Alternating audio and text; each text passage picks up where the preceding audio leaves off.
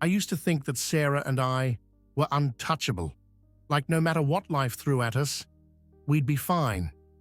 We had this connection, this understanding, and I really believed we were different.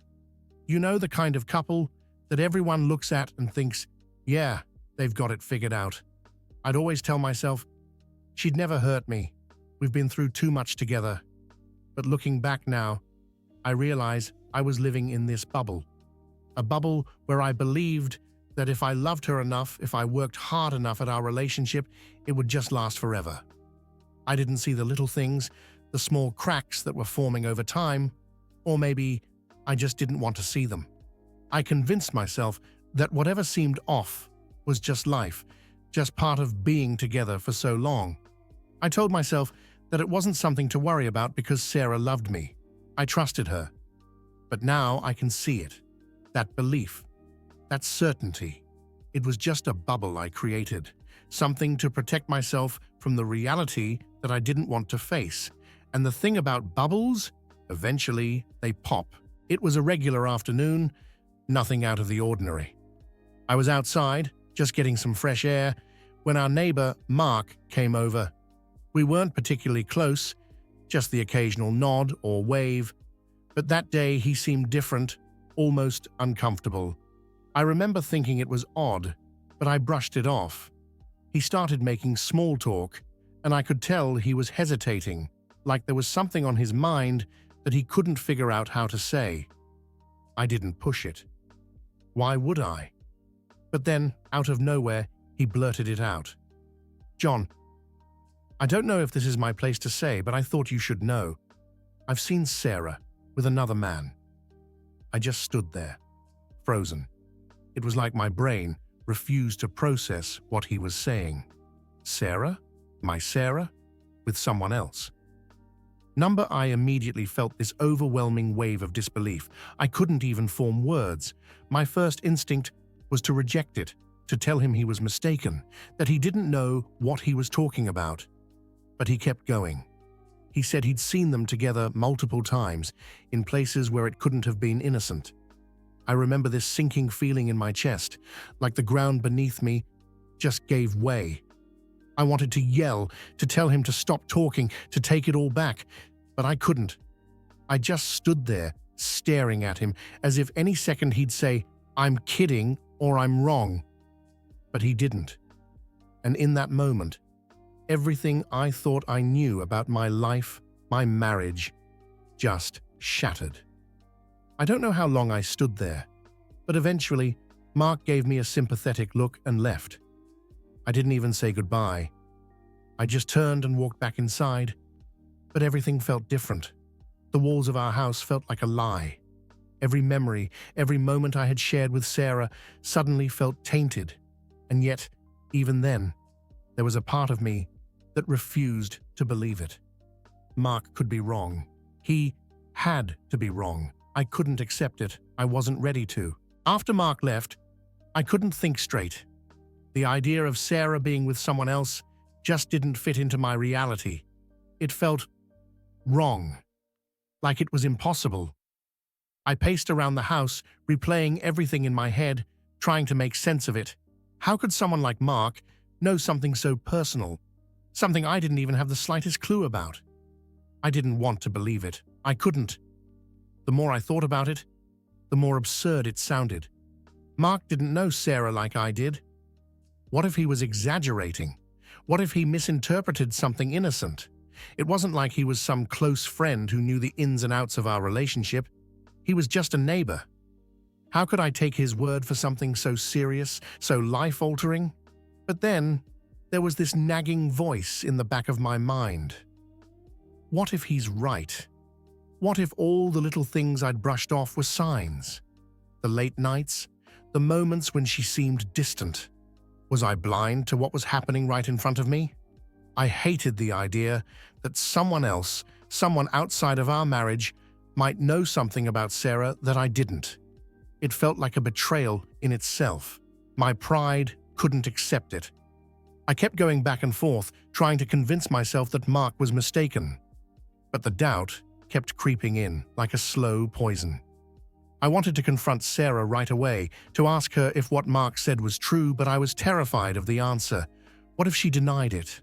Worse, what if she didn't? I started doubting myself. Had I missed something? Were there signs that I ignored because I didn't want to see them? I wanted so badly for it to be a lie, for everything to go back to normal. But once someone plants a seed of doubt like that, it grows. It takes root in your mind, and suddenly, you see things differently. Every time Sarah smiled at me, I wondered if it was real. Every time she went out, I questioned where she was going. It was torture, honestly. The not knowing, the constant guessing, the endless loop of what if. I'd sit there, staring at my phone, debating whether to ask her about it or just pretend like I didn't know. Part of me wanted to cling to the version of my life where Sarah was faithful, where everything was fine. But that version felt further away with every passing minute. I felt betrayed, not just by Sarah, but by the situation itself. How could someone like Mark have more insight into my marriage than I did? It made me question everything. Was I naive? Was I too trusting? The worst part was not knowing what was real anymore. Was our love real? Was our marriage built on something solid? Or had I been living in a fantasy? It was like living in two worlds at once, one where everything was okay, and another where everything was falling apart. And I didn't know which one was the truth. After that conversation with Mark, something inside me changed. It wasn't just the doubt about Sarah, it was doubt about myself. I started to question everything, including who I was as a husband. What did I miss? Was I not enough for her? Was there something wrong with me? It's strange how fast it happens.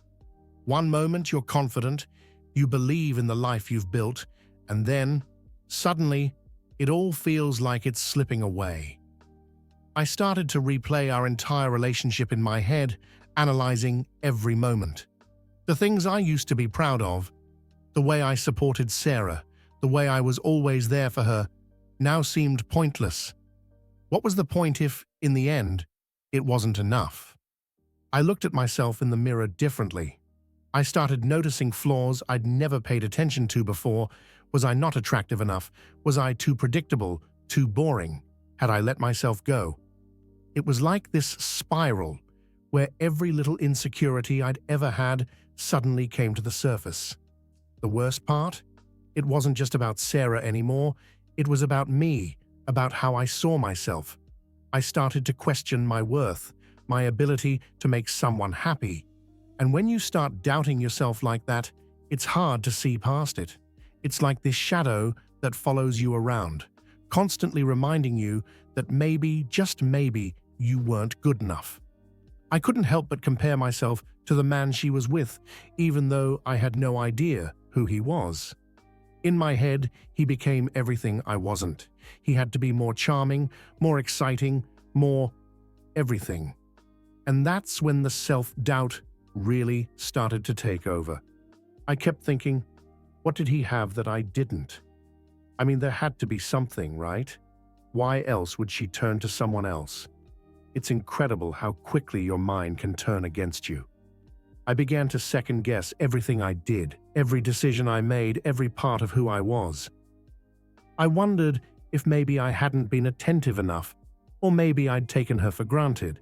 I questioned whether I had ever truly been the husband she needed, or if I had just been fooling myself. It didn't stop there either. This wasn't just about Sarah anymore. It started bleeding into other areas of my life. I found myself questioning my job, my friendships, my entire identity. If I couldn't hold my marriage together, what else was I failing at? It was like this one piece of my life falling apart triggered a landslide, and I couldn't stop it. I'd always been confident. I thought I had my life figured out. But now, all I could see were the cracks. Cracks in my relationship, cracks in my sense of self. And the more I focused on them, the bigger they seemed to get. I knew I couldn't keep it in any longer. The doubt, the anger, the confusion. It was eating me alive. Every moment I spent pretending that everything was fine felt like a lie. But the idea of actually confronting Sarah terrified me. What if she denied it? What if she admitted it? Either way, things would never be the same again, but I couldn't live in this limbo anymore. One night, after dinner, I finally broke. She was sitting across from me, scrolling through her phone like it was just another ordinary evening. And that's when it hit me, the sheer normalcy of it all. Here we were, going through the motions of our life while I was drowning in doubt, in pain. I couldn't do it anymore. I don't even remember the exact words I used. Something like, "We need to talk," but my voice came out harsher than I intended. She looked up, a little startled, but still calm. Too calm. It made me angrier. I asked her straight out, "Are you seeing someone else?" Her face changed in an instant. That calm, everyday look vanished, and what replaced it was a mix of shock, fear, and something else I couldn't quite read. For a moment, she didn't say anything. The silence felt like an eternity. I could hear my own heart pounding in my ears, and then she spoke, but not in denial, not right away. "Who told you?" That was her first response. Not "no," not "what are you talking about," but "who told you?" It felt like a punch to the gut. I wasn't ready for that. My stomach dropped, and suddenly everything became real. I didn't need any more proof. In that moment, I knew, and it hurt more than anything I'd ever felt before. I tried to hold it together, but my voice cracked as I asked her, "How long?" I felt like I was outside of my own body, watching this scene play out, unable to control anything anymore. She hesitated, and that hesitation was enough. She didn't need to answer. I could see it in her eyes, and then came the excuses, the explanations. "It wasn't like that," she started. "It was a mistake. I wasn't thinking clearly." All I could hear was noise, words that didn't matter. How do you make sense of something like this? How do you justify something so deeply wrong? I exploded. I didn't mean to, but all the anger, all the betrayal just came pouring out. "How could you do this to me?" "To us," I yelled. My hands were shaking, my heart racing. It felt like I was being torn apart from the inside. "Was I not enough? What did he give you that I couldn't?" The questions came one after another, and I didn't even expect answers anymore. I just needed to get it out, to let her know how much she had hurt me. She started to cry, but it didn't move me. Not this time. I'd seen her cry before, and in the past, I'd always been there to comfort her, to hold her. But not now. Now, I felt numb, cold. Her tears felt like manipulation, another way to avoid responsibility. I kept pushing. I needed answers. I needed to know why, how long, and with who. But the more I pushed, the less sense it all made. Her excuses felt hollow, her explanations meaningless. She kept saying it was a mistake, that she didn't mean for it to happen, but none of that could take away the pain, the betrayal. At some point, I stopped yelling. I didn't have the energy anymore. I just sat there, staring at her, feeling more broken than I ever thought possible. She tried to reach out, to grab my hand, but I pulled away. I couldn't even look at her. After that confrontation, everything felt different. The house, my life, even the air around me, it all felt heavier, darker. It's like the reality of what had happened had settled in, but I wasn't prepared for the way it would crush me. I couldn't sleep that night, or the next night, or the one after that. Every time I closed my eyes, all I could see was Sarah and him. I didn't even know who he was, but my mind made him real. He became this shadow in my thoughts, this figure who had stolen something from me.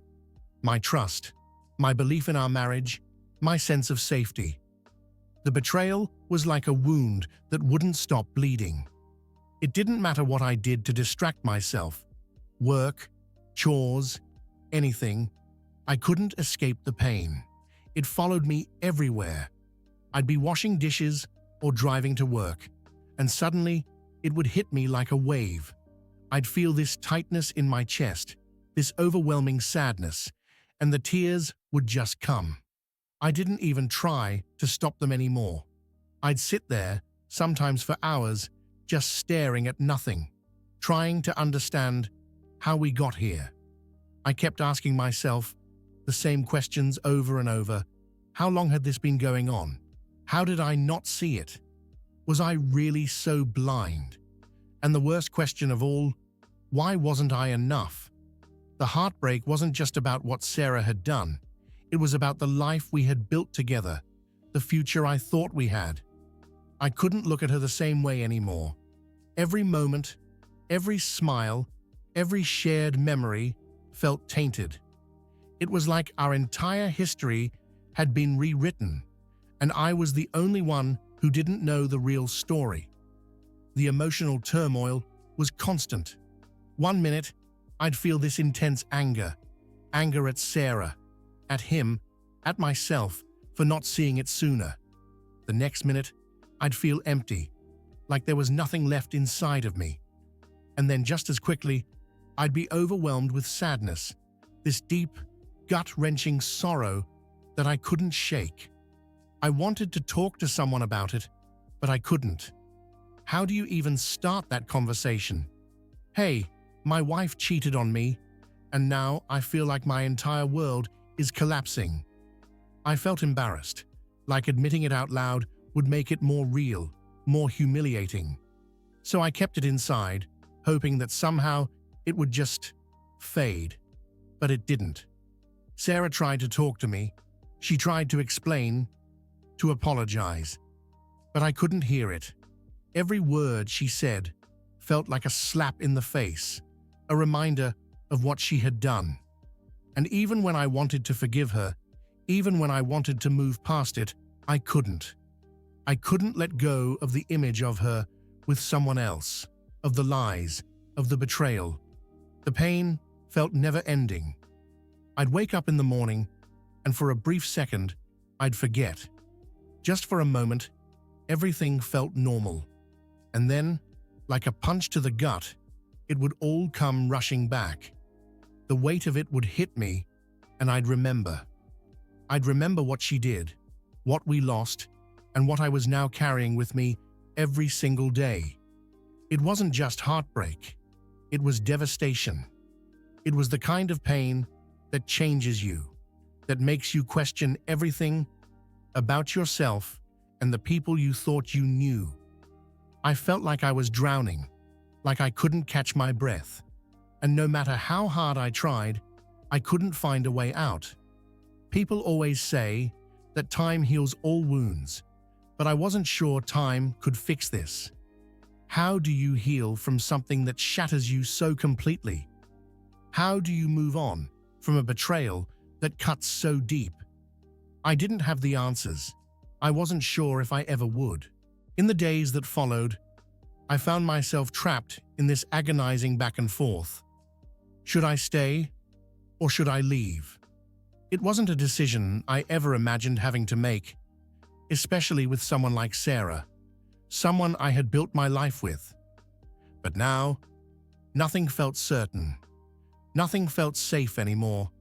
Part of me wanted to stay. It was the part that remembered all the good times, the years we spent together, the memories we created. I kept thinking about how we got here, how much we had gone through as a couple. I wasn't ready to throw that all away. I wasn't ready to let go of the life we had built. There were moments when I'd look at her, and I'd still see the woman I fell in love with, the woman I married, and it would break my heart all over again. But then, there was the other part of me, the part that couldn't forget, the part that kept replaying the betrayal in my mind like a broken record. Every time I thought about staying, that image of her with someone else would surface, and it would crush me all over again. How could I stay with someone who had betrayed me like that? How could I trust her again? The idea of rebuilding that trust seemed impossible. It felt like trying to rebuild a house that had burned to the ground, where would we even start? I kept asking myself, what if it happens again? What if I stay and nothing changes? Could I live with that fear, that constant doubt hanging over me every day? The thought of being in a marriage where I'm always looking over my shoulder, always questioning her, made me sick. But leaving felt just as terrifying. I'd go back and forth, sometimes several times in a day. One moment, I'd be convinced that leaving was the only way to heal, the only way to move forward. I'd imagine packing my things, walking out the door, and never looking back. But then, I'd think about what that would really mean. Ending our marriage, starting over, being alone. And suddenly, leaving didn't seem so clear anymore. It felt like jumping off a cliff with no idea what was waiting for me at the bottom. There was no easy answer. Staying felt like giving up on myself, like accepting something I didn't deserve. But leaving felt like tearing my entire life apart, like abandoning the woman I had once loved more than anything. The worst part was, I didn't know if either choice would bring me any peace. I tried to weigh the pros and cons, to think logically about it, but there was nothing logical about this situation. It was all heartache and emotion, and no matter how hard I tried, I couldn't see a clear path forward. I wanted to forgive her, to fix things, but I didn't know if I could, and I didn't know if I even wanted to. There were moments when I wished she would make the decision for me, that she would leave and spare me from having to choose. But she didn't. She stayed, and I was left with the impossible choice. Do I stay and try to rebuild, or do I walk away and start over? Eventually, I realized I couldn't do this alone. I was drowning in my own thoughts, and every time I tried to make sense of things, it felt like I was going in circles. I needed help. I needed to hear someone else's voice, someone who wasn't caught up in the mess like I was. So, I reached out to my closest friends and family. It wasn't easy. Telling people that my wife had cheated on me was like admitting I had failed in some way, like I wasn't able to keep my own marriage together. But I knew I couldn't keep it all inside anymore. I needed to let it out. I called my best friend Mike first. I didn't even know how to start the conversation. How do you tell someone that your whole world has been flipped upside down? But as soon as I said the words, "Sarah cheated on me," it felt like this weight lifted off my chest. Mike was quiet for a moment, and then he just said, "I'm so sorry, man." That was all it took for me to break down. I'd been holding it in for so long, trying to be strong, but in that moment, I couldn't anymore. Mike listened while I poured out everything. My doubts, my anger, my heartbreak. He didn't try to fix it or tell me what to do. He just listened. And for the first time since everything happened, I felt like I wasn't alone in this. I also talked to my sister Karen. She had always been someone I could lean on, especially when things got tough. When I told her, she was furious on my behalf. "How could she do this to you?" she kept saying. Karen was more direct. She told me that I deserved better, that I shouldn't even consider staying. Her words were harsh, but I knew they came from a place of love. She was trying to protect me, to make sure I didn't stay in a situation where I'd keep getting hurt. But then, there was my mum. When I told her, she was heartbroken, but her advice was different. She reminded me that marriages are complicated, that people make mistakes. She wasn't excusing what Sarah did, but she also wasn't as quick to say, "I should leave." "You need to take your time," she said. "Don't rush into a decision. Do what's right for you." The different reactions from everyone made me realize there was no clear answer. Some people thought I should stay, others thought I should leave, and everyone had their reasons. But what really helped was knowing that no matter what I decided, I had people who would be there for me. They didn't all have the answers, but they were willing to listen, to support me, and to be there when I needed them. In the end, talking to them didn't magically fix things. I was still just as confused, just as torn. But I didn't feel so isolated anymore. And sometimes, just knowing that you have people in your corner, that you're not alone in your pain, makes all the difference. After talking to friends and family, I realized something important. No one could make this decision for me. I had to figure out what I needed, not what anyone else thought was best. That realization was the first step in starting to heal, even if I didn't know it at the time. At first, the pain was still overwhelming, but there was a small shift, something inside me that started to focus more on myself rather than just on Sarah and what had happened. I knew that if I was going to get through this, I had to take control of my own healing. No one else could do it for me. One of the first things I did was start going to the gym again. I hadn't realized how much I'd let myself go, physically and mentally, in the midst of all this chaos. But being there, working out, feeling my body move, it gave me a sense of control. It wasn't about looking better for anyone else. It was about feeling stronger for myself. Every time I left the gym, I felt a little more grounded, a little more like I could handle the day ahead. I also started taking long walks, just to clear my head. Sometimes I'd go for hours, just wandering around the neighborhood or through parks. The quiet helped me think, helped me process everything that had happened. And slowly, I found that the walks weren't just about escaping my pain, but about rediscovering a part of myself that had been lost in the aftermath of the affair. Then, I made the decision to see a therapist. It wasn't something I had considered at first, but after a few weeks of feeling stuck, I knew I needed help. I needed someone who could guide me through the emotional maze I was in. Talking to a professional was different from talking to friends or family. It was a space where I could be completely honest, where I didn't feel the need to hold back or worry about how my pain was affecting others. Therapy was hard at first. There were days when I left feeling worse than when I walked in. But over time, it became a place where I could untangle the mess of emotions inside me. I started to realize that healing wasn't just about getting over the affair. It was about rebuilding my sense of self, my confidence, my ability to trust again. It wasn't a fast process. There were still days where the pain hit me like a ton of bricks, and I felt like I was right back at square one. But there were also moments, small, fleeting moments, where I felt okay, where I didn't think about the betrayal or the heartbreak, where I could just breathe.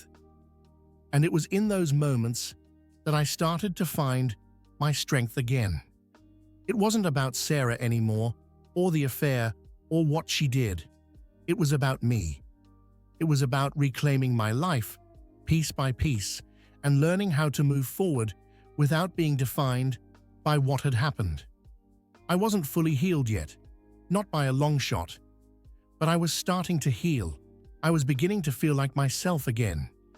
And for the first time in a long time, I believed that maybe, just maybe, I could get through this. I didn't expect to meet someone new so soon. In fact, I wasn't even sure if I was ready. Trust felt like such a fragile thing, something I didn't think I could ever give to anyone again. But life has a funny way of surprising you when you least expect it. That's how I met Emily. It wasn't anything dramatic. We bumped into each other at a coffee shop, started talking about random things, work, hobbies, the weather. I didn't think much of it at the time, but there was something about her that felt different. something that didn't overwhelm me. It was easy with Emily. There wasn't any pressure, just two people connecting, sharing stories. As we started talking more and seeing each other from time to time, I could feel this cautious part of me opening up. But it was hard. Every time things started to feel good, that old fear would creep in. Could I really trust her? Could I really trust anyone after what had happened with Sarah? My mind would replay all the old doubts like a defense mechanism trying to protect me from getting hurt again. But Emily was patient. She didn't push. She gave me space when I needed it and was there when I was ready. She didn't demand anything from me, didn't expect me to move faster than I could. And in that patience, I started to feel something I hadn't felt in a long time. Hope. I'd be lying if I said it was easy. There were moments when I'd pull back, when the scars from the past felt too fresh, too raw. Trusting someone new after being so deeply hurt is terrifying.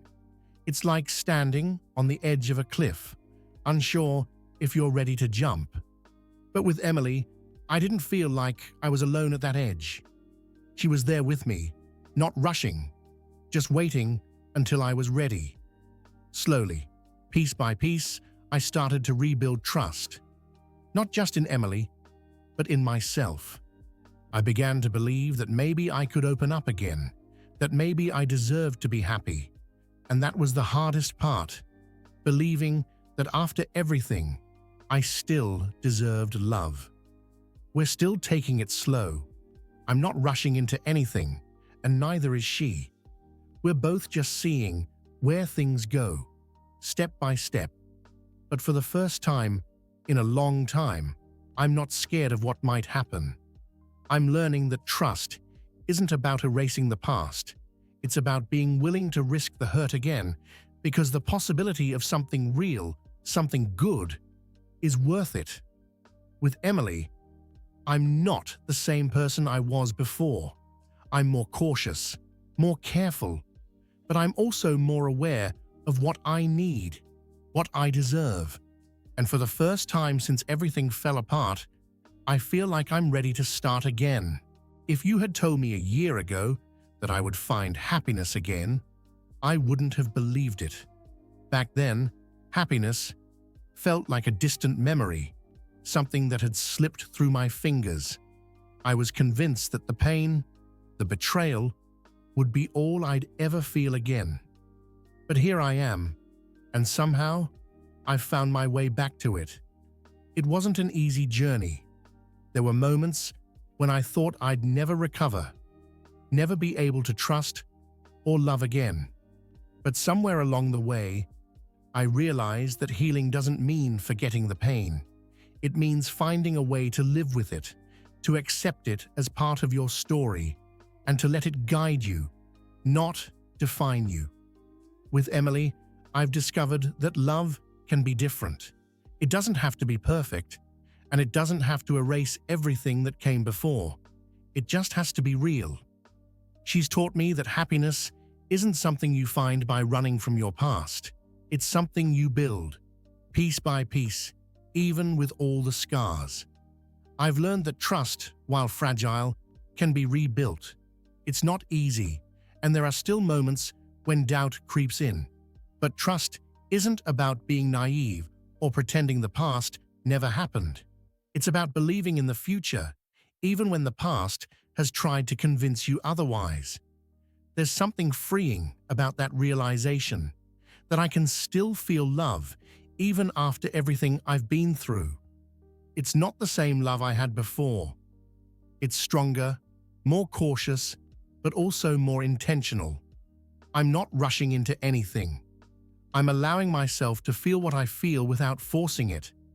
And that's brought me a sense of peace I didn't think was possible.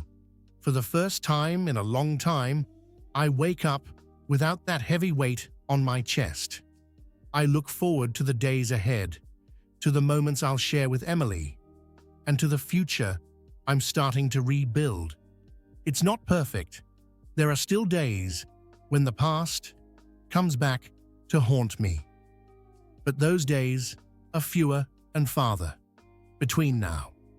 I've discovered that happiness isn't about forgetting the heartbreak or pretending it didn't happen. It's about realizing that despite the pain, you're still capable of love, of trust, of joy. And that's what I'm holding on to now. The belief that no matter how much I was hurt, no matter how deep the scars go, I'm still here. I'm still capable of finding happiness. And I have.